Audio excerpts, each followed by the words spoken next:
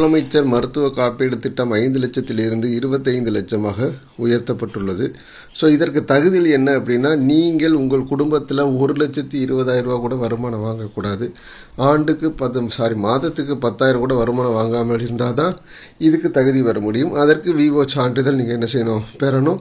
உங்களுடைய Aadhaar card, ration card இதிலெல்லாம் காமிச்சு நம்ம என்ன செய்யணும், இந்த திட்டத்தில் அப்போ தான் பலன் அடைய முடியும். அதுக்கப்புறம் பார்த்தீங்க அப்படின்னா, இதெல்லாம் யார்கிட்ட நீங்கள் வாங்கணும் அப்படின்னா, மாவட்ட ஆட்சியரிடம் போய் ஆவணங்களை சரிபார்த்து பயோமெட்ரிக் முறையில் அடிப்படையில் தான் உங்களுக்கு இந்த மருத்துவ காப்பீடு திட்டம் கிடைக்கும். இதில் எந்தெந்த மருத்துவமனையில் பார்க்கணும், அரசு மற்றும் தனியார்னா எல்லா மருத்துவமனையும் கிடையாது.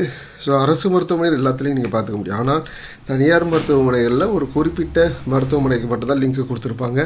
அந்த இடத்துல மட்டும்தான் நீங்கள் பார்த்துக்க முடியும். ஸோ இதில் என்னென்ன சிகிச்சைகள் பெறணும் அப்படின்றது நமக்கு தெரியாது. பட் இது ஒரு சிறந்த திட்டமா அப்படின்றது உங்களுடைய பார்வைக்கு விட்டு விடுகிறேன். நன்றி, வணக்கம்.